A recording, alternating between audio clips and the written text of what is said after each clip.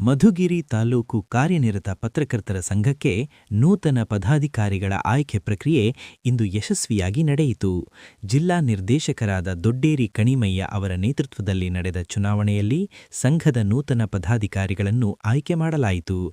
ಚುನಾವಣೆಯ ಫಲಿತಾಂಶದಂತೆ ತಾಲೂಕು ಅಧ್ಯಕ್ಷರಾಗಿ ಎಂಎನ್ ರಾಜೇಂದ್ರ ಬಾಬು, ಉಪಾಧ್ಯಕ್ಷರಾಗಿ ಕೊಡಿಗೇನಹಳ್ಳಿ ಗಂಗಾಧರ್ ಸತೀಶ್, ಪ್ರಧಾನ ಕಾರ್ಯದರ್ಶಿಯಾಗಿ ಸೋಮಶೇಖರ್, ಕಾರ್ಯದರ್ಶಿಗಳಾಗಿ ಸುರೇಶ್ ಹಾಗೂ ಕಂಠಿ ಮಂಜು, ಖಜಾಂಚಿಯಾಗಿ ಕಂಬಣ್ಣ ಎಂ ಅವರು ಆಯ್ಕೆಯಾಗಿದ್ದಾರೆ.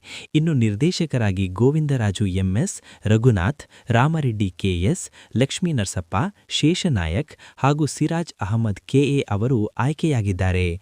ಚುನಾವಣಾ ಪ್ರಕ್ರಿಯೆ ಸುಗಮವಾಗಿ ನಡೆದಿದ್ದು, ನೂತನವಾಗಿ ಆಯ್ಕೆಯಾದ ಪದಾಧಿಕಾರಿಗಳು ತಾಲೂಕು ಮಟ್ಟದಲ್ಲಿ ಪತ್ರಕರ್ತರ ಹಿತಾಸಕ್ತಿಗಾಗಿ ಪ್ರಾಮಾಣಿಕವಾಗಿ ಶ್ರಮಿಸುವುದಾಗಿ ಭರವಸೆ ನೀಡಿದ್ದಾರೆ. ಈ ಸಂದರ್ಭದಲ್ಲಿ ಸಂಘದ ಸದಸ್ಯರು ಹಾಗೂ ಹಿರಿಯ ಪತ್ರಕರ್ತರು ಉಪಸ್ಥಿತರಿದ್ದು, ನೂತನ ಪದಾಧಿಕಾರಿಗಳಿಗೆ ಅಭಿನಂದನೆಗಳನ್ನು ಸಲ್ಲಿಸಿದರು.